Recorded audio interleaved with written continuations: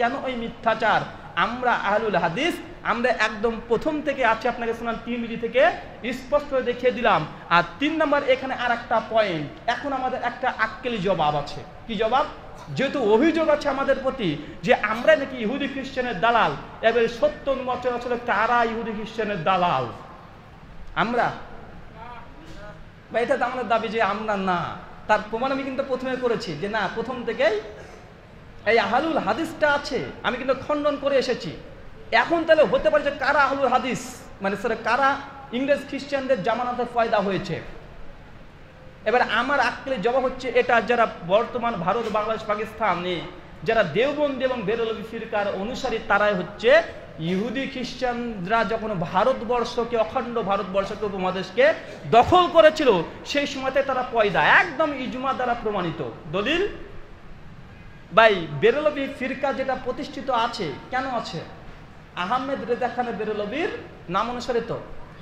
আহমেদ রেজা খান বেরলভী তিনি মৃত্যুবরণ করে 1340 হিজরি। এখন কত চলছে ভাই? 1440, মানে আজ থেকে পাক্কা 100 বছর পূর্বে। 1856 খ্রিস্টাব্দে জন্মগ্রহণ করে, আর হিজরি সন 1340-এ তিনি মৃত্যুবরণ করছে। আর 1856 খ্রিস্টাব্দে তিনি জন্মগ্রহণ করছেন। তবে বলুন তো, আহমেদ রেজা খান বেরলভী ব্যক্তির নাম অনুসারে তো বেরলভী মাযহাব।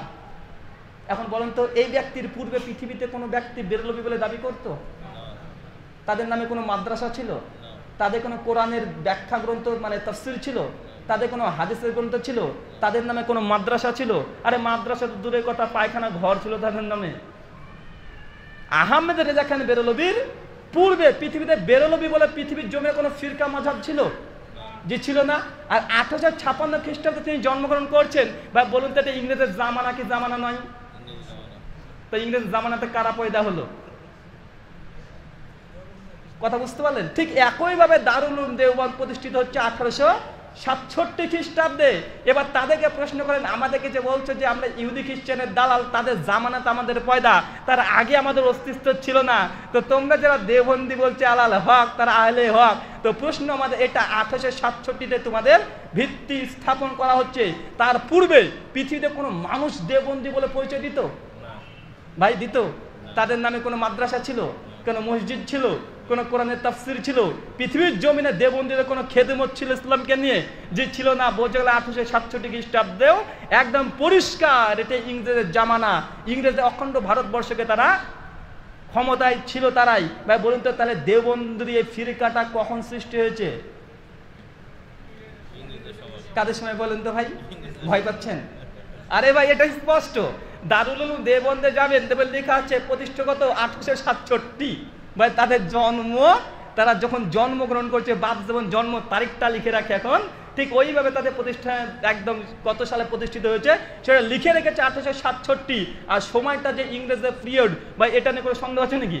যে কোনো সন্দেহ নেই। তো এটাই প্রমাণিত হলো, যারা বলছে আমাদেরকে ইহুদি খ্রিস্টানদের জামানাতে পয়দা, মূলত তারা ইহুদি খ্রিস্টানের জামানাতে পয়দা, এর মধ্যে কোনো সন্দেহের অবকাশ নেই। আর আমরা তো দলিল আগে দিয়েছি, আহলুল হাদিস দেওবন্দি আর বেরলভী 1855-56 পূর্বে পৃথিবীতে কোনো মানুষ ছিল না, এই নামে কোনো ফিরকা পৃথিবীর জমিনে ছিল না। এবার প্রশ্ন, তাহলে হকপন্থী জামাত কি ছিল না? দেওবন্দীরা বলছে আমরা হকপন্থী, আমরা আহলে হক। তো 1865 পূর্বে কারা হক ছিল ভাই? তোমাদের জন্ম হইতো 1865-তে। 5 নম্বর মিথ্যাচার, যে আমাদেরকে তারা লিখেছে যে নবজাত সন্তানের নাম যখন পিতা বারবার পরিবর্তন করে, ঠিক আহলুল হাদিস এরাও নিজেদের নাম বারবার পরিবর্তন করে। একটা অভিযোগ আছে না নেই? খুব ছন্দের সহকারে বলেছে। তো ভাই নবজাত সন্তানের নাম যখন বারবার পরিবর্তন করে, তো আহলুল হাদিস এরা তাদের নামকে বারবার পরিবর্তন করে। যে বলছে যে কখনো এরা নিজেদেরকে মোহাম্মদী দাবি করে, কখনো এরা আহলে হাদিস দাবি করে, কখনো এরা লা মাযহাবী দাবি করে, মানে অনেকগুলো নাম তারা এইভাবে নকল করেছে। তারপরে বলছে কখনো এরা বলে যে আহলে হাদিস এরা বিভিন্ন দলে এখন বিভক্ত, কখনো বলে জমিয়ত আহলে হাদিস, কখনো বলে আহলে হাদিস আন্দোলন, কখনো বলে আহলে হাদিস যুব সংঘ। ভাই বলুন তো, এর চেয়ে বড় মূর্খর ব্যক্তি আপনার বাংলাদেশে আছে? যারা বলছে জমিয়ত আহলে হাদিস আন্দোলন, যুব সংঘ, সোনামুনি আহলে হাদিস, এগুলো সব নাকি আলাদা আলাদা দল। ভাই এগুলো আলাদা দল? ভাই একটাই সংগঠনের নেতা সবগুলো পরিচালনা করছে, এগুলোকে আলাদা আলাদা দল তৈরি করে দিয়েছে। তো ভাই এটাই যদি অভিযোগ হয় যে আহলে হাদিসটা কখনো নিজেকে সালাফি বলে, কখনো মুহাম্মাদি বলে, কখনো লামাযহাবি বলে, বা কখনো আহলে হাদিস বলে, ঠিক একই জবাব আমাদের পক্ষ থেকে যাবে, একই জিনিস যে তোমরা কখনো নিজেকে হানাফি দাবি করছো, কখনো আসারি মাতুরিদি দাবি করছে না, কেন তারা মাযহাবে হানাফি ফুরি মাসাইলে, আর যারা আকীদাতে তারা আসারি বা মাতুরিদি। ভাই জানা আছে, কিন্তু জানা আছে, তারা পরিষ্কার লিখেছে যে আকীদার ক্ষেত্রে ইমাম আবু হানিফা তাকলিদ করা জায়েজ নয়। আকীদা ইমাম আবু হানিফা তার তাকলিদ করে না, আবুল হাসান আসারি মাতুরিদির তারা তাকলিদ করে। তাই তারা কখনো নিজেকে হানাফি দাবি করছে, কখনো দেওবন্দি দাবি করছে, কখনো চিস্তিয়া দাবি করছে, কখনো কাদেরিয়া দাবি করছে, কখনো চরমনা দাবি করছে, কখনো আহলে হক দাবি করছে, কখনো বলছে আহলুস সুন্নাহ ওয়াল জামাত। বলছে কি বলছে না? তো নাম তাদের 20টা আছে না নেই? তো আমাদেরকে বলছেন আমরা সালাফি আহলে হাদিস মুহাম্মাদের নাম দাবি করার জন্য আমরা নাকি মূলত আমাদের পরিচয় ইংরেজদের দালাল। তো ভাই ঠিক একই কথা আপনারও আছে। কখন আপনি হানাফি দাবি করছেন, কখন হচ্ছে আহলুস সুন্নাহ, কখন বলছেন সুন্নি, কখন বলছেন দেওবন্দি, কখন বলছেন চরমনাই, কখন বলছে হেফাজতে ইসলাম, আছে না নাই? তো ভাই এগুলো আমরা বলতে চাই না, কিন্তু যেহেতু আমাদের প্রতি অভিযোগ, প্রত্যেকটা বক্তৃতার পূর্বে আর লেখনির পূর্বেই আমাদের প্রতি এত বিদ্বেষ ছড়াচ্ছে, আর সাধারণ মানুষ ভাবছে তাই তো, তাই জবাব দেওয়ার দরকার আছে না নেই? অবশ্যই জবাব দেওয়া এগুলা প্রয়োজন আছে। তার জন্য শুধুমাত্র জবাব দিচ্ছি যে ভাই আমাদেরকে যারা এই আপত্তি করেছে তাদের জন্য জবাব থাকলো আমাদের এগুলো। কেন এই মিথ্যাচার? নাম্বার 5, আমাদেরকে বলা হয় ওয়াহাবি। ভাই বলা হয় কি হয় না? এটা জবাব দিই। আমাদেরকে বলছে ওয়াহাবি, তবে প্রকৃত ওয়াহাবি কারা? আমাদেরকে ওয়াহাবি কেন বলা হয়? মুহাম্মদ ইবনু আব্দুল ওয়াহাব নাজদীর নাম অনুসারে আমাদেরকে ওয়াহাবি বলে। কারা? তথাকথিত যারা নিজেদেরকে সুন্নি দাবি করে এই উপমহাদেশে, যারা কবর মাজারকে ধর্ম মনে করে, তারাই মূলত আমাদেরকে বলে ওয়াহাবি। কেন? কারণ হচ্ছে এটা মুহাম্মদ ইবনে আব্দুল ওয়াহাব যখন তিনি সৌদিতে জন্মগ্রহণ করে 1703 খ্রিস্টাব্দে, এই মুহাম্মদ বিন আব্দুল ওয়াহাব তিনি সৌদিতে যে কবর মাজার সৃষ্টি হয়ে গিয়েছিল সেই তিনি ভেঙে চৌচির করে যে শিরককে দ্রবীভূত করেছেন সৌদির জমিন থেকে। এই জন্যই ভারত, বাংলাদেশ, পাকিস্তানের যেসব মানুষ এই কবর মাজারের বিপক্ষে কথা বলে তার মানে ওয়াহাবির সন্তান, মানে আমাদেরকে ওয়াহাবি। কথা বুঝতে পারলেন কি? যেহেতু এই কাজটা আব্দুল ওয়াহাব নাজদি করেছেন কোথায়? সৌদিতে। পরবর্তী সময়তে আমাদের ভারতবর্ষে তিতুমির মীর নিসার আলী, তিনিও আমাদের উত্তর চব্বিশ পরগনা বাদুরিয়াতে তিনি ওই আন্দোলন করেছিলেন। আর তার জন্য ভারত উপমহাদেশে যারা দেবেন কবর মাজার বিপক্ষে কথা বলে, তো কবর মাজার পক্ষে যারা আছে তারা আমাদেরকে ওয়াহাবি লাগিয়ে দেয়। কেন? ওই ব্যক্তি নিসবাত করে। তবে এবার আমাদের জবাব, এটা হচ্ছে আমাদেরকে এই অভিযোগটা করে, এবার জবাব আমাদের পক্ষ থেকে। তো আমরা কি ওয়াহাবি? ভাই বলুন তো, লাদেনকে কে কে দেখেছেন? একটু হাত তোলেন তো ভাই। সরাসরি না রে ভাই, মানে হ্যাঁ একটু ভিডিও, ছবি, স্বপ্ন, কারা কারা দেখেছেন? সবাই বলছেন লাদেনকে দেখেছেন, মানে লাদেনকে কেউ দেখেন নাই? ওর নাম হচ্ছে ওসামা বিন লাদেন, যাকে ছবিতে দেখা যায়, ভিডিওতে দেখা যায়, তার নাম কি? ওসামা। লাদেনকে ওর বাপ, ওর বাপকে দেখেছেন নাকি? যাকে আমরা ছবিতে দেখছি সে কে? ওসামা। আব্দুর রাজ্জাক বিন ইউসুফ, আব্দুর রাজ্জাক বিন ইউসুফ। ভাই যে বক্তৃতা দেয় সে কে? আব্দুর রাজ্জাক বিন ইউসুফ কে? ওর বাবা। তো ওসামা বিন লাদেন, তো যে কর্ম করেছে তার নাম কি? ওসামা, মানে যাকে দেখছেন সে ওসামা। আর লাদেন কে? লাদেন বাপ। তো আপনার যখন লাদেনকে দেখেন কিন্তু হাত তুলে দিলেন, ঠিক এখানে ভুলটা অমনটাই হয়েছে। কেন ভাই বলুন তো? মুহাম্মদ ইবনু আব্দুল ওয়াহাব। তো মুহাম্মদ কবর মাজার ভেঙেছে না ওয়াহাব ভেঙেছে? কে ভেঙেছে ভাই? মুহাম্মদ ভেঙেছে। তো আমাদেরকে যদি কেউ এখন নিসবাত করে কর্মের উপরে ভিত্তি করে, যে আমরা যেহেতু কর্মের উপরে ভিত্তি করে আমাদেরকে যে নিসবাত করায়, নামকরণ করা হয়, আমাদের নাম কি দেওয়া উচিত ছিল? মুহাম্মাদি। ওয়াহাবি কেন রে ভাই? মানে এই ছোট্ট আরবিটা বোঝেনি। যেমন বর্তমান গোটা ইন্টারন্যাশনাল মিডিয়া যারা আছে তারা বোঝেনি কোনটা লাদেন আর কোনটা ওসামা, তার জন্য লাদেন লাদেন নামে গোটা বিশ্ব জগতে ছড়িয়ে দিয়েছে।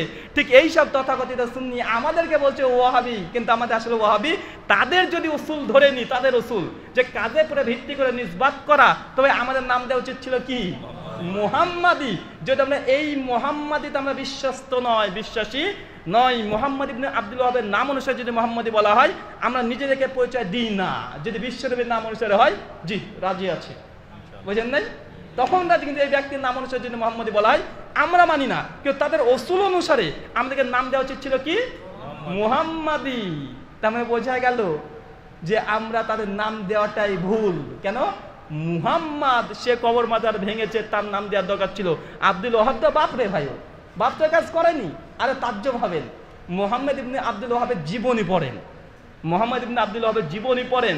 আমাদের পশ্চিম বাংলা থেকে একটা বই বের হয়েছে যে ইংরেজের দালাল ওয়াহাবি মতবাদ, এবং একটা বই লিখেছে। তো বইটাতে আব্দুল ওয়াহাব নাসদির জীবনী লিখেছে, লিখতে গিয়ে একটা ঘটনা নকল করেছে। কি জানেন? বলছে মুহাম্মদ যে কবর মাজার ভেঙেছে তার বাপের নাম হচ্ছে ওয়াহাব। যখন তার সন্তান কবর মাজার ভাঙতে শুরু করে দিল, আর বাপ চলে গেল বিরুদ্ধে। বাপ কঠিন রেগে গেছে যে আমার সন্তান সে মুশরিক হয়ে গেছে, কাফের হয়েছে, মুরতাদ হয়েছে। কেন? হচ্ছে সব কবর মাজারকে ভেঙে ফেলছে। কেন? তারা বাপ ছিল কবর মাজারের পক্ষে। বুঝেন নাই? তারা বাপ ছিল কবর মাজারের পক্ষে। আর আব্দুল ওয়াহাব মানে বাপ, এই ওয়াহাব, আর ছেলের নাম হচ্ছে মোহাম্মদ। মোহাম্মদ যখন কবর মাজারকে ভেঙে চৌচির করে দিচ্ছে, শিরকের বিদাতের দাওয়াত যখন একসঙ্গে স্পষ্ট হয়ে দিচ্ছে, তখন বাপ তখন তার সন্তানকে ত্যায্য পুত্র সিদ্ধ করে দিয়েছে। তো ভাই বলুন তো, কবর মাজারের পক্ষে যিনি ছিলেন তার নাম কি? যিনি কবর মাজারের পক্ষে ছিলেন তার নাম কি? ওয়াহাব। যিনি কবর মাজারের বিপক্ষে ছিলেন তার নাম কি? মুহাম্মদ। আমরা কবর মাজারের বিপক্ষে থাকলে আমরা হচ্ছে মুহাম্মাদি, আর যারা কবর মাজারের পক্ষে আছে মানে কবর মাজারের পক্ষে গেছিল ওয়াহাব। তো আমাদের উপমহাদেশে যারা এখন কবর মাজারকে ধর্ম মনে করে ভাই, প্রকৃত হচ্ছে তারাই ওয়াহাবি। ভাই নামের উপরে ভিত্তি করে যদি নামকরণ করা হয়, তো আব্দুল ওয়াহাব বাপ তো ছিল কবর মাজারের পক্ষে রে ভাই, ইতিহাস তো সে কথা বলছে। জীবনীতে তারাই লিখে রেখেছে যে বাপ ছিল কবরের পক্ষে, বেটা ছিল কি কবরের বিপক্ষে। তো আমরা তো বিপক্ষে আছি, আমরা তো ওয়াহাবি হব না? বাপের দায়ভার কি আমরা নেব নাকি? তো বাপ তো কবর মাজারের পক্ষে ছিল, তো তোমরাই হচ্ছে ওয়াহাবি, আমরা নই। প্রত্যেকটা নামের এইভাবে জবাব দেওয়া সম্ভব। যতগুলো নাম দিয়েছে, আমার একটা বই আসছে ইনশাআল্লাহ, বইটা আপনারা পাবেন। বইটাতে আমি আরেকবার ঘোষণা করেছিলাম যে বাংলার এই দেবন্দীদের মিথ্যাচার, প্রায় 200 থেকে 250 খানা মিথ্যাচার আমি বই সংকলন করছি। দোয়া করবেন ইনশাআল্লাহ বইটা জানে মানে সংকলন করার পরে আল্লাহ যেন আমাকে আসমান যদি তুলতে যান তুলেন, তার আগে যেন না। একটু দোয়া করবেন যে বইটা যেন বাংলাতে আমি লিখতে চাইছি। বাংলা ভাষাতে যতগুলো বই আছে সমস্ত বই থেকে দলিলগুলো বের করে তাদের যে আমাদের প্রতি যে অভিযোগ মিথ্যাচার করেছে, এই মিথ্যাচারগুলো স্পষ্টভাবে প্রকাশ করছি বাংলা ভাষাতে। দোয়া করবেন ইনশাআল্লাহ। তো এটা বললাম যে আমাদের প্রতি যে মিথ্যাচার, একটা কি আহলে হাদিসকে আহলে খবিশ বানানো। সেই বুখারী থেকে জবাব দিবেন 3533। আমাদেরকে বলছে ওয়াহাবি, আসলে আমরা ওয়াহাবি না, তারাই ওয়াহাবি।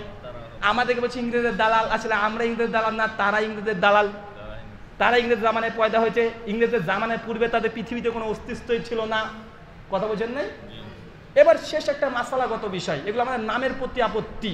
এই নামের প্রতি যদি জবাব দিতে যাই কয়েক ঘন্টা সময় আরও লেগে যাবে। তো আমরা এখানে খেয়াল করলাম যেগুলো আমাদের উপরে বেশি বেশি আক্রমণ করা হয়।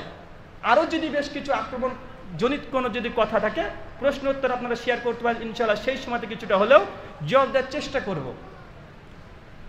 আমাদের প্রতি আর একটা অভিযোগ যে আমরা রসুলকে বলি যে রসুল তিনি মরে মাটির সঙ্গে মিশে গেছেন। বলুন নাউজুবিল্লাহ মিন জালিক।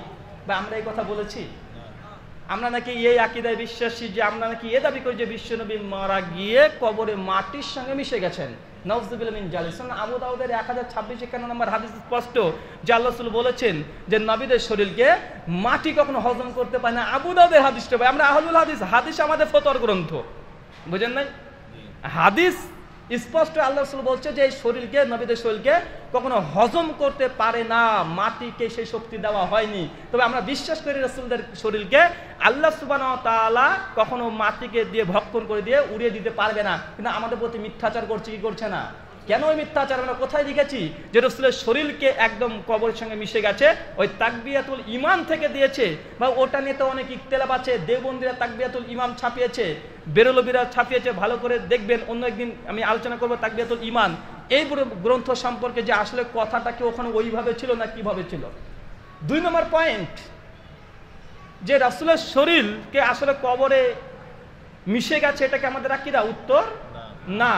তারপরে যদি বলি কোনো একজন ব্যক্তি যদি বই লিখে থাকে, একজন ব্যক্তি যদি লিখেও থাকে, আর এই আকীদা সমস্ত আহলুল হাদিস জামাত মানহাজের উপরে যদি চাপিয়ে দেয়, বা এটা বেইনসাফি, এটা ইনসাফ নয়।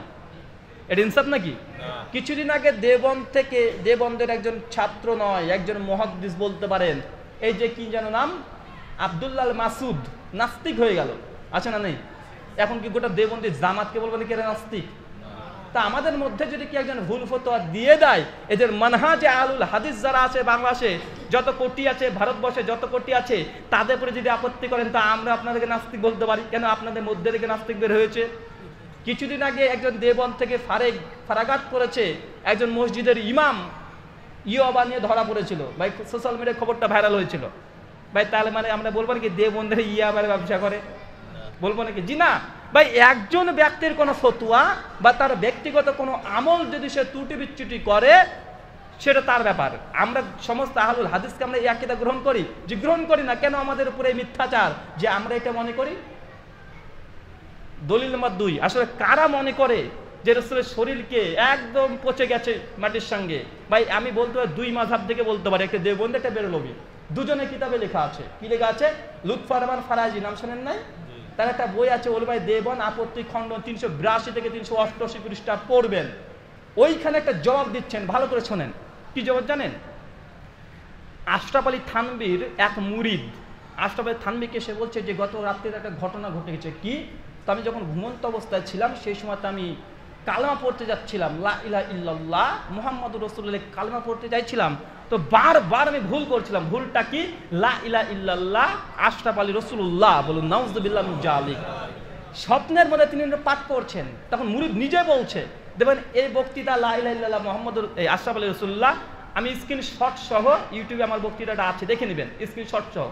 আর বাংলাদেশ থেকে বই বেরিয়েছে আর রাহানুমা প্রকাশনী, লুৎফর রহমান ফারাজির বইয়ে ঘটনাটা মজুদ আছে, 382 থেকে 388 পৃষ্ঠা বের করে পড়বেন। তো মুরিদ বলছে যে স্বপ্নের মধ্যে যখন দেখছি লা ইলাহা ইল্লাল্লাহ মুহাম্মদ রাসূলুল্লাহ কোনোভাবে বলতে পারছে না, বারবার আশরাফ আলী রাসূলুল্লাহ বের হয়ে যাচ্ছে। তো কোনো রকম ঘুম ভেঙে গেছে, আমি ভয়ে খুব আতঙ্কিত, যেমন কি ইমানকে আমি বেঈমান হয়ে গেলাম নাকি? ভয় পাচ্ছে যে বেঈমান হয়ে গেলাম নাকি, যেমন স্বপ্নের মধ্যে বারবার আমি আশরাফ আলী রাসূলুল্লাহ পড়ি।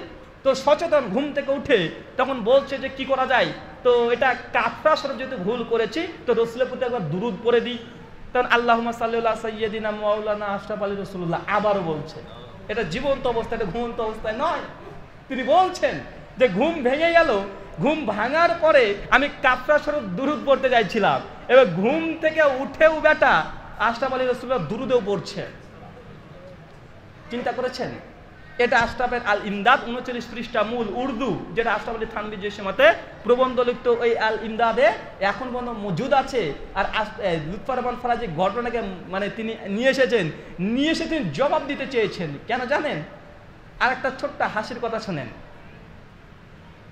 বেরলভী যারা আছে তাদের একটা বই আছে, ওই বইয়ের মধ্যে তারা, বইটার নামটা আমার মনে পড়ছে না, যাই হোক বইটা মানে ইনশাআল্লাহ আমি আপনাদের সামনে একবার দেখাবো।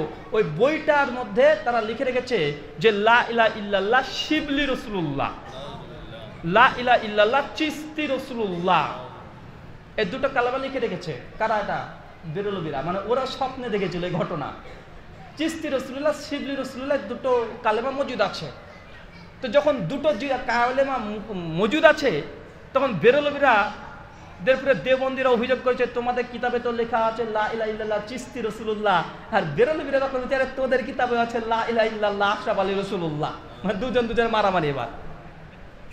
এবার তৃতীয় পক্ষ জবাব দেওয়ার চেষ্টা করছে দেওবন্দীরা। কিভাবে জানেন? বলছে আমাদেরকে তো তোমরা বলছো গুস্তাকে রাসূল লা ইলাহা ইল্লাল্লাহ আমরা আশরাফ আলী রাসূলুল্লাহ পড়েছি। তো তারা জবাব দিচ্ছে, লুৎফর রহমান ফারাজি জবাব দিতে চাইছে তার বইয়ে, যে কখনো কখনো স্বপ্ন যদি অতীব ভয়ঙ্কর হয় তবে তার তাবিলটা কোনো উল্টো হয়। যেমন এই যে ইসমাইল ইসলাম দেখছেন যে 7 খান মোটা তাজা শরীরের গরু পাতলা পাতলা যে মোটাকে খেয়ে নিচ্ছে, বলছে এটা দেখে মনে হচ্ছে ভয়ঙ্কর, কিন্তু তাবিলটা কত সুন্দর। তার জন্য তিনি বলতে চাইছেন, এইভাবে জবাব দিচ্ছেন যে কখনো কোনো স্বপ্ন বিভৎস ভয়ঙ্কর হতে পারে, কিন্তু ওর তাবিল বাস্তবে ভালো হতেও পারে। তিনি এই যুক্তি খাড়া করেছেন। খাড়া করার পরে বলছে যে বেরলভী থেকে জবাব দিচ্ছে লুৎফর রহমান ফারাজি, বলছে এই কাহিনী, এই ঘটনা মজুদ আছে যে ইমাম আবু হানিফা রাহিমাহুল্লাহ একদিন তিনি রাস্তাতে চলছেন, চলতে চলতে তিনি হঠাৎ একটা কবর, আল্লাহ রাসূলের কবরের মধ্যে ঢুকে তিনি আল্লাহ রাসূলের সমস্ত হাড়গুলোকে পুড়ে নিয়ে তিনি ব্যাগে করে চলে আসছেন। এবার দেবন্দি লুৎফর রহমান ফাইজি বেরেলভিকে প্রশ্ন করছে যে আল্লাহ রাসূলের হাড় গুড়গুলাকে ইমাম আবু হানিফা রাহিমাহুল্লাহ তিনি চুরি করে নিয়ে চলে আসছেন, এখনো বলো বেরেলভি ভাই এই হাদিসের মানে এই স্বপ্নে তুমি কি ব্যাখ্যা করবা? ইমামে আজম এই স্বপ্ন দেখেছে, এখন কি বলবা যে ইমাম আবু হানিফা রাহিমাহুল্লাহ গুস্তাকে রাসূল আল্লাহ রাসূলের শরীরে হাড় গুড় নিয়ে চলে যাচ্ছে, পালিয়ে যাচ্ছে? কথা বোঝাতে পারিনি, বুঝতে পারলেন কি? আবার সংক্ষিপ্ততে বলি, বেরলভীদের অভিযোগ দেবন্দীদের প্রতি যে দেবন্দীদের কিতাবে লেখা আছে লা ইলাহা ইল্লাল্লাহ চিশতি রাসূলুল্লাহ। এখন বেরলভীরা বলছে এটা গুস্তাকে রাসূলের কাফের হয়ে গেছে। কেন? এরা এই চিশতি এই আশরাফ আলী রাসূলুল্লাহ তাদের কিতাবে মজুদ আছে, এটা বেরলভীদের অভিযোগ। তখন লুৎফর রহমান ফারাজি উনি তখন জবাব দিচ্ছেন তারা বইয়ে যে স্বপ্ন কখনো কখনো আপনি ভয়ঙ্কর দেখছেন কিন্তু তাবিলটা ভালো হতে পারে। ঠিক তখন ঘটনা নকল করছে ইমাম আবু হানিফার জীবনী দিয়ে যে ইমাম আবু হানিফা রাহিমাহুল্লাহ তিনি একসময় স্বপ্ন দেখেছিলেন। স্বপ্ন কি? যে আল্লাহ রাসূলের কবরের মধ্যে ঢুকে তিনি হাড়গুলোকে গুছিয়ে নিয়ে আসছেন। তো বলছে এই স্বপ্নটা খারাপ কি খারাপ নাই? বা যে আল্লাহ রাসূলের হাড় কবরকে খনন করছে নিয়ে চলে আসছে, এই স্বপ্নটা খারাপ ভালো নয়। কিন্তু ইমাম আবু হানিফা যখন তার শিক্ষককে গিয়ে বলছে যে আমি এমন স্বপ্ন দেখেছি, এর অর্থ কি? তো শিক্ষক বলছে এর অর্থ হচ্ছে এটা যে রাসূলের বিক্ষিপ্তভাবে সুন্নাত বিভিন্ন জায়গায় ছড়িয়ে আছে, তুমি গচ্ছিত করে নিয়ে আসতে পারবে। বুঝলেন নাই? এখন এইভাবে জবাব দিচ্ছে লুৎফর রহমান ফাইজি বেরলভীদেরকে। তো ভাই বলুন তো, এই যে কবরের মধ্যে রাসূলের শরীর হাড় গুড় চুরি করে নিয়ে আসতে, তো কাদেরা বিশ্বাস করছে যে রাসূল কবরের মধ্যে মিশে গেছে? ভাই ওদের কিতাবে আছে না নেই? বুঝেন নাই? ওদের কিতাবে তা লেখা আছে স্পষ্টভাবে। কাশফুল মাহজুব একটা বই আছে দেখবেন, সুফিদের সব প্রথম বই, 400 হিজরি লেখার বই। কাশফুল মাহজুবের 112 নম্বর পৃষ্ঠায় ঠিক এই ঘটনায় মজুদ আছে এখন পর্যন্ত। এটা বাংলাদেশ থেকে কাশফুল মাহজুব শতাব্দী প্রকাশনী থেকে এটা বের হয়েছে, আপনারা বাংলাতে পড়তে পারেন। ঠিক এই কথাটি লেখা আছে। তবে মিথ্যাচার হচ্ছে এটা ভাই, আমরা মুহাম্মদ সাল্লাল্লাহু আলাইহি ওয়াসাল্লামের শরীর যে কবরের সঙ্গে মিশে গেছে এটা আমরা বিশ্বাস করি না, বরং কবরের মধ্যে বিশ্বনবীর শরীর একদম সতেজ আছে, আমরা এটাই বিশ্বাস করি। কেন এই মিথ্যাচার? নাম্বার 6, আমরা নাকি বিশ্বাস করি যে রাসূল কবরের মধ্যে মৃত। ভাই এটা আমরা বিশ্বাস করি যে রাসূল কবরের মধ্যে মৃত? জি না, আমরা বিশ্বাস করি রাসূল কবরে জীবিত। ইমাম বাইহাকি রাহিমাহুল্লাহ মৃত্যু 458 হিজরি, সেই সময় একটা বই তিনি কিতাব রচনা করেছেন হায়াতুল আম্বিয়া ফিল কুবুর, যে সমস্ত আম্বিয়া নবী রাসূলগণ তারা কবরে জীবিত। বা আমরা বিশ্বাস করি বিশ্বনবী কবরের মধ্যে জীবিত আছে, এটা বিশ্বাস আমাদের। কিন্তু তারা বলছে তাদের দাবি যে আহলে হাদিস রাসূলকে কবরে জীবিত মানে না, নাউযুবিল্লাহ মিন জালিক। বা আমরা বিশ্বাস করি কি করি না যে রাসূল কবরে জীবিত? ভাই অবশ্যই আমরা বিশ্বাস করি। তবে তাদের সঙ্গে আমাদের পার্থক্য কি? তারা বলছে যে রাসূল মানে দুনিয়াবি জীবনের ন্যায় জীবিত। পার্থক্য কোথায় ভাই? যে তারা বলছে যে রাসূল কবরের মধ্যে থেকে সমস্ত কিছু করতে পারে, তিনি সমস্ত কিছু দেখতে পারে, সমস্ত কিছু শুনতে পারে, মানুষকে সাহায্য সহযোগিতা করতে পারে, মানে দুনিয়াবি জীবনের ন্যায় জীবিত। আর এই কথাটা আপনার লুৎফর রহমান ফারাজি আর এই তামহিদুল মাওলা আরেকজন মুনাজারাত উপস্থিত হয়েছিল, একজন ব্যক্তি, তারা দুইজনই কথা বলছিল, বিশেষ করে লুৎফর রহমান ফারাজি আর যে তামহিদুল মাওলা, তারা বলছে যে আমরা এটা বিশ্বাস করি না যে রাসূল দুনিয়াবি জীবনের ন্যায় জীবিত। আর তামহিদুল মাওলার একটা আল কাউসার পত্রিকাতে আর্টিকেল এসেছে, তারা বলছে যে বিশ্বনবী যে দুনিয়াবি জীবনের ন্যায় কবরে জীবিত এতটা বলিনি, তবে কিছু কিছু সাদৃশ্য আছে। কিন্তু তাদের একটা বিখ্যাত গ্রন্থ আছে আল মুহান্নাদ আল মুফান্নাদ, নাম কি? দেওবন্দীদের সর্বপ্রথম আকীদা গ্রন্থের নাম কি? আল মুহান্নাদ আল মুফান্নাদ। সেই সময় 64 জন দেওবন্দীদের সিগনেচার মজুদ আছে, এমনকি আশরাফ আলী থানভীরও আছে। সেই বইয়ের আকীদা নাম্বার 13তে স্পষ্ট লিখেছে যে তাদের আকীদা যে রাসূল কবরের মধ্যে জীবিত আছে দুনিয়াবি জীবনের ন্যায়। এখন লুৎফর রহমান ফারাজি আর তামিদুল মাওলা তারা মুনাজারাতে গিয়ে সঙ্গে সঙ্গে পাল্টে ডিগবাজি খেয়েছে। তারা বলছে যেমন দুনিয়াবি জীবনে আমরা বিশ্বাস করি না, মানে তাদের আকাবেরা বিশ্বাস করে কি করে না? দেবন্দের প্রথম যে আকীদা কিতাব আল মুহান্নাদ আল মুফান্নাদ স্পষ্ট লেখা আছে, স্পষ্ট। হাবিব প্রকাশনী বাংলাদেশ থেকে ছাপিয়েছে, 29 নম্বর পৃষ্ঠা দেখে নেন, ওখানেও আছে। তো ভাই আমাদের আকীদা কি? জি, বিশ্বনবী অবশ্যই তিনি কবরে জীবিত আছেন, তবে দুনিয়াবি জীবনের ন্যায় নয়। ওটা আলাদা জায়গা, আলাদা জগৎ, বারজাক, ওটা আলাদা একটা জগৎ, ওর সঙ্গে এখানকার কোনো তুলনা করা যাবে না। একটা ছোট্ট মানে যৌক্তিক উদাহরণ দিয়ে বুঝতে পারবেন। আদম আলাইহিস সালামের সঙ্গে যখন শরীর থেকে যে রুহ যখন বের করে নেওয়া হয়েছিল আসমানে, তাই তো ভাই? রুহের জগৎ একটা, আর একটা গর্ভ মানে মায়ের পেটে একটা জগৎ, আর একটা দুনিয়া জগৎ, একটা কবর জগৎ, চারটে তো আরো আছে, এটা ভেঙে আরো করা যায়। তো মূলত চারটে, এক হচ্ছে রুহের জগৎ, এক এই গর্ভে আমরা যখন থাকছি, আর দুই এই দুনিয়ার জগৎ, আর 4 নম্বর হচ্ছে কবর জগৎ। তো আপনাকে একটা প্রশ্ন করি, তাদের দাবি যে রসুল কবরে আছে দুনিয়াবী জীবনের ন্যায়, 1 নম্বর পয়েন্ট, আর যখন তখন তিনি দুনিয়াতে আসতে পারেন, মানুষকে দেখতেও পারেন, সমস্ত কিছু করতে পারেন। তো প্রথম প্রশ্ন হচ্ছে এটা, ভাই বলুন তো, যখন আমরা রুহের জগৎ ছিলাম, রুহের জগৎ থেকে যখন গর্ভের জগৎ আমরা চলে আসলাম, প্রত্যেকটা মানুষ, তাদের কি সম্ভব রুহের জগতে যাওয়া?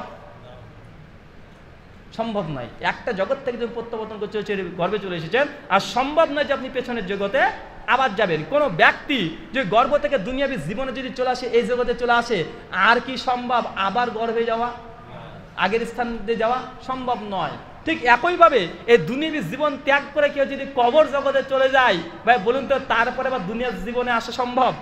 এটা ফিতরত বিরোধী। এখন কেউ যদি দাবি করে এটা সম্পূর্ণ ফিতরত বিরোধী, এটা সম্ভবই নয়। ঠিক একইভাবে বিশ্বনবী যিনি কবরে জীবিত আছেন, এ কথা আমরা বিশ্বাস করি।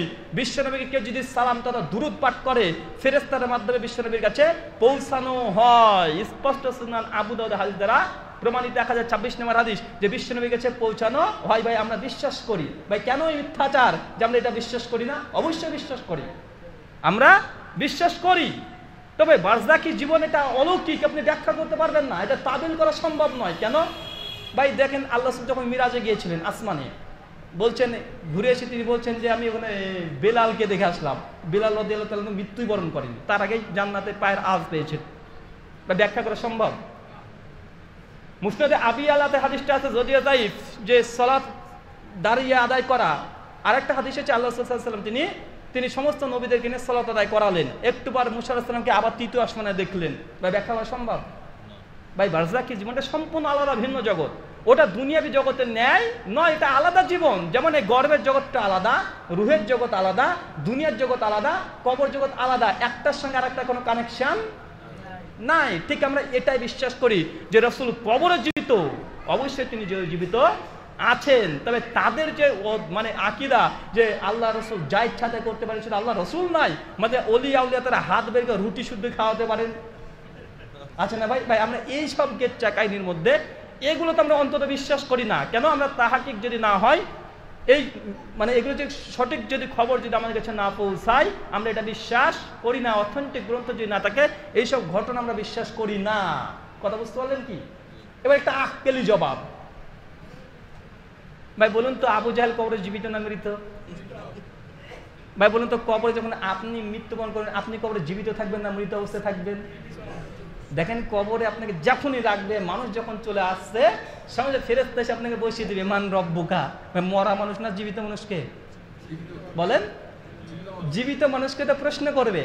আর মানুষ যদি 3টে প্রশ্ন উত্তর দিতে পারে, চতুর্থ একটা প্রশ্ন করবে, তারপরে তাকে শুয়ে দিবে, আর জান্নাত থেকে কবরের সঙ্গে একটা সুরঙ্গ তৈরি হবে, জান্নাতে সুঘ্রাণ পাবে, ঘুম থেকে উঠবে, আর কিয়ামতের মাঠ, তাই তো? আর যে উত্তর দিতে পারবে না, তার বিধান কি ভাই? তাকে একদম কিয়ামত যতক্ষণ আসছে ততক্ষণ উত্তম মাধ্যম চলছে, মানে আবু জাহেলের পিঠে এখনো পড়ছে, উতবা সাইবা যতজন আছে, ফেরাউন সবার পিঠে পড়ছে কি পড়ছে না? অবশ্যই পড়ছে। তো ভাই জীবিত না মৃত? আরে ভাই কবরে সবাই জীবিত। ওই দুনিয়াবী জীবনের পরে কবরের জগতে সকলে জীবিত কি জীবিত না ভাই? ফেরাউনের উপরে আযাব হচ্ছে কি হচ্ছে না? যতগুলো কাফের আছে, যারা কাফের অবস্থা মৃত্যুবরণ করে, তারা জীবিত কি জীবিত নয়? অবশ্যই জীবিত। তো এটা নিয়ে তো খুঁচিয়ে ঘা করার কি দরকার? সবাই তো জীবিত রে ভাই। বারজাকি জীবনে সবাই জীবিত, বরং মুমিন যারা তারাই মৃত। কেন? ওই যে উত্তর দিতে ঘুমিয়ে দিয়েছে, থাক ঘুম ভাঙবে তোর জন্য কিয়ামত। কথা বোঝেন নাই? তবে সবাই জীবিত। তবে আমরা এটা বিশ্বাস করি যে আবু জাহেল বা কাফেররা যেমন জীবিত, আল্লাহ সাল্লাল্লাহু তেমন জীবিত নয়। মৃত্যুর পরেও তারা হায়াতে আছে, তবে এক একজন এক একটা পর্যায়ে আছে। যেমন শহীদের ব্যাপারে বুখারী মুসলিমে আছে, তারা পাখি মানে তাদের রুহটাকে পাখির সঙ্গে দেওয়া হয়েছে, তারা উড়ে বেড়াচ্ছে জান্নাত। বিশ্ব নবীদের অবস্থান আলাদা জায়গায়। হযরত বেলাল রাদিয়াল্লাহু তাআলা তিনি জান্নাতে ঘুরে বেড়াচ্ছেন, এই যে আল্লাহ রাসূল পায়ের শব্দ শুনেছেন। তো এক একজন কর্মের উপরে ভিত্তি করে যে যার অবস্থানে আছে। কিন্তু বারজাকি জীবনে মূলত সবাই জীবিত। তো হায়াতুল আম্বিয়া বা হায়াতুল নবী এই দাবি না করে হায়াত মানে হায়াতের পরে কাফের হায়াত আছে না নেই ভাই? তো এটাও দাবি করেন। মূলত দেখেন এগুলো কিন্তু ইখতিলাফ নয়, কিন্তু এগুলোকে শুধুমাত্র আমাদের বদনাম করার জন্য তারা মিথ্যা প্রচার করছে, কি করছে না, জাতির সামনে সঠিক মাসালাটা বলার চেষ্টা করছে না। মিথ্যাচার নাম্বার 7, আর এটাতে শেষ করব। 7 নম্বর মিথ্যাচার হচ্ছে এটা, বা আমাদের উপরে মিথ্যাচার করা হয় যে আমরা নাকি ওলি আউলিয়ার কারামত বিশ্বাস করি না। এটা আমাদের প্রতি অভিযোগ, আমরা কি বিশ্বাস করি না? আরে আমরা বিশ্বাস করি। ওলিদের, আল্লাহর ওলি যারা পরেজগার মুত্তাকি মুমিন ব্যক্তির মাধ্যমে আল্লাহ সুবহানাহু ওয়া তাআলা কারামত সংঘটিত করতে পারে কিয়ামত পর্যন্ত আমরা বিশ্বাস করি। ভাই কোরআন হাদিসে একাধিক প্রমাণ আছে। সূরা মারিয়াম খুলবেন, আয়াত নম্বর 25 থেকে 38 পর্যন্ত। মরিয়ম আলাইহিস সালামকে আল্লাহ আসমান থেকে কি দিত ভাই? খাবার দিত কি দিত না? মরিয়ম নবী ছিল নাকি? ওটা কারামতের জন্য। আসলে কাহাফের ঘটনা আছে না, ওটা কারামত কি কারামত না? ওটা তো নবী রাসূল না। আরে কারামত আমরা বিশ্বাস করি। একাধিক ঘটনা আছে, বুখারী মুসলিমে একাধিক হাদিস দ্বারা প্রমাণিত। যেমন খুবাইব রাদিয়াল্লাহু তাআলা আনহু কে আল্লাহ সুবহানাহু ওয়া তাআলার পক্ষ থেকে তার জন্য আঙ্গুর আসতে না, তাকে যখন জেলখানাতে বন্দী করে গেছে, সেই বুখারী মুসলিমে একাধিক হাদিস আছে, আমরা বিশ্বাস করি। যেমন খুবাইব রাদিয়াল্লাহু তাআলা আনহু শরীরকে কুরাইশের ব্যক্তি যখন চুরি করে টুকরো টুকরো কাটার জন্য যখন নিয়ে পালিয়ে যাওয়ার জন্য এসেছিল, আল্লাহ সুবহানাহু ওয়া তাআলার পক্ষ থেকে মৌমাছির চাক তাদেরকে ঘিরে দেওয়া হয়েছিল, কি হয় নাই? তবে এটা তার জন্য মিরাক্কেল, এটার জন্য কারামত আমরা বিশ্বাস করি, কি করি না? মানে আমরা কারামতে বিশ্বাস করি। সহিহ বুখারী হাদিস 2207, ওই যে 3 জন সাহাবী, 3 জন বনী ইসরাঈল, 3 জন ব্যক্তির কথা আছে যে তারা তাদের গুনার মাধ্যমে আল্লাহর কাছে দোয়া করেছিল, আর ওই যে পাহাড়ের মুখের গর্তটা একটু একটু করে খুলে গিয়েছিল। ভাইটা কারামত কি কারামত নয়? আমরা বিশ্বাস করি রে ভাই, বুঝেন নাই? তবে তাদের সঙ্গে আমাদের ইখতিলাফ কোথায়? আমরা যখন কারামতে বিশ্বাস করি, তারা বিশ্বাস করে। তো ইখতিলাফ কোথায়? ইখতিলাফ হচ্ছে এটাই যে আমরা বিশ্বাস করেছি এটা যে আল্লাহ কখনো কখনো মুমিন বান্দাদের মাধ্যমে কারামত সংঘটিত করে দিতে পারে, কিন্তু সেই মুমিন ব্যক্তি এটা দাবি করতে পারবে না যে আমি কারামত দেখাতে পারি। মানে এটা নিজের ইচ্ছার ক্ষমতা না। মানে পীর সাহেব যখন তখন তিনি একটা কারামত দেখে দেবেন নিজের ইচ্ছাতে, এই এখতিয়ার আল্লাহ তাদেরকে দেয় না। কথা বুঝতে পারলেন কি? আমাদের দেখি যে আল্লাহ সুবহানাহু ওয়া তাআলা যখন তখন যাত্রার মাধ্যমে কারামত সংঘটিত করে দিতে পারে, কিন্তু সেই ব্যক্তি যার মধ্যে কারামত সংঘটিত করে দিচ্ছে, ওই ব্যক্তি নিজেও বুঝতে পারবে না যে আমার দ্বারা এই কাজটা হয়ে গেল। বা যখন তখন ইচ্ছা করলে কারামত ব্যবহার করতে পারবে, এই এখতিয়ার তাকে দেওয়া হয় নি। আমরা এটাতে বিশ্বাস করি। উদাহরণ দুটো দিই কোরআন থেকে। মুসা আলাইহিস সালামের ঘটনা আছে। মুসা আলাইহিস সালামকে আল্লাহ সুবহানাহু ওয়া তাআলা, মুসা যখন থরথর করে কাঁপতে শুরু করেছে মুসা আলাইহিস সালাম, সেই সময়তে আল্লাহ তখন মুসা বলছে, মুসা তোমার হাতে কি? তো লাঠি, ফেলে দাও। সাবারে সর্বনাশ। ভাই মুসা আলাইহিস সালাম ভয় পেছনে চলে এসেছিল, কাছে নাই? ভাই বন্ধু মুসা আলাইহিস সালাম জানতেন? দেখেন তার মধ্যে কারামত মানে মুজেজা। মুজেজা হচ্ছে তার মধ্যে, দেখে তিনি নিজে জানে না। বুঝেন নাই?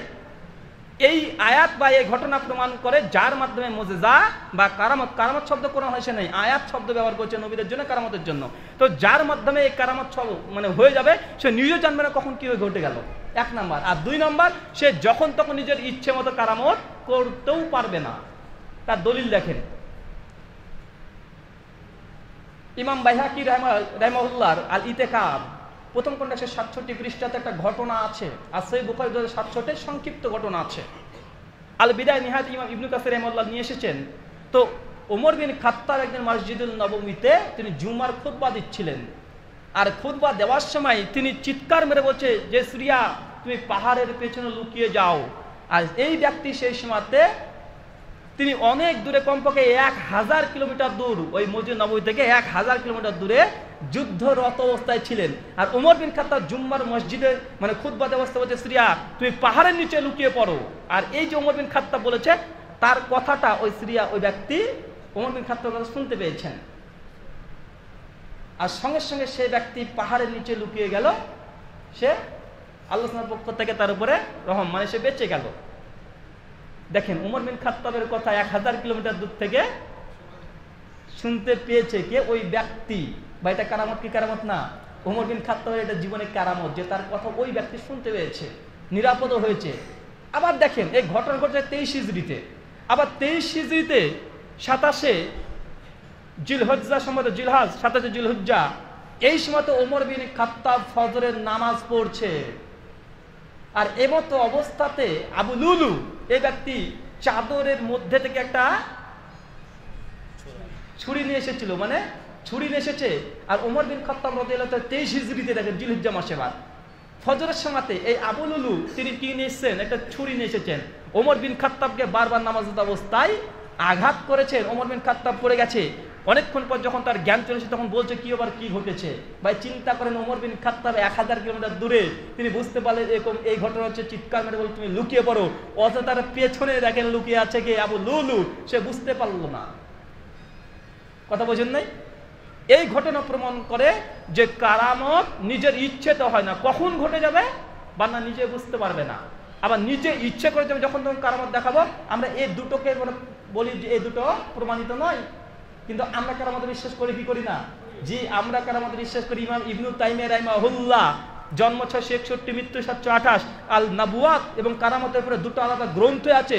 অনেকগুলো কারামতের কথা তিনি উল্লেখ করেছেন। শেখ সালেহ আল উসাইমিনের বা আরকানুল ইসলাম, আরকানুল ফতোয়া আছে না, ফতোয়া আরকানুল ইসলাম আছে না ভাই, তিনিও দেখবেন 2 জায়গায় কারামতের কথা তিনি উল্লেখ করেছেন। আর কারামত এটা হক, এটা প্রমাণিত, এটা সকলে বিশ্বাস করে।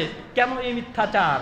ভাই আমাদের আকীদা তাদের আকীদার মধ্যে পার্থক্য আছে, কিন্তু আমাদেরকে বলছে বিশ্বাসই করি না। ভাই কথাটা মিথ্যা কি মিথ্যা নয়? তা আমাদের কারামতের আউলিয়া প্রসঙ্গে কি দাবি ভাই? যে কারামতের আউলিয়াটা হক। তবে কারামতের আউলিয়া হাক্কুন এটা শব্দ আছে না, হে মর্মে কোনো হাদিস নাই। এটা হাদিস নাই, মানুষের এটা শব্দ। কেন প্রথমে মুতাজিলিরা কারামতকে অস্বীকার করেছিল, তার জন্য সেই সময় ওলেমারা কারামতুল আউলিয়া হাক্কুন স্লোগান দিয়েছিল। তার জন্য শব্দটা আমাদের উপমহাদেশে এখন আছে। তো আমরা এখানে মূলত বিশ্বাস করি কারামত মুমিন ব্যক্তির মাধ্যমে আল্লাহ সংঘটিত করে দিতে পারে, তবে সে ব্যক্তি নিজে জানবে না কখন হয়ে গেল। আর তিনি নিজের ইচ্ছে মতো কারামত দেখাতে পারবেন না। এখন এই 3টে ফর্মুলা মেনটেন করে যদি কোনো কারামত হয় আমরা বিশ্বাস করি, আর এর বিরুদ্ধে যদি চলে যাই আমরা বিশ্বাস করি না। কথা ক্লিয়ার ভাই? জি, মহান সত্য আল্লাহ থেকে চেয়ে দেওয়া এই প্রার্থনা যে আল্লাহ সুবহানাহু ওয়া তাআলা আমাদের উপরে যারা মিথ্যা অপবাদ দিচ্ছে তাদের তুমি হেদায়েত দান করে সকলে বলি আল্লাহুম্মা আমিন। এই দাওয়া এই দুয়ারে কি আলোচনা শেষ করলাম। প্রশ্ন উত্তর জি।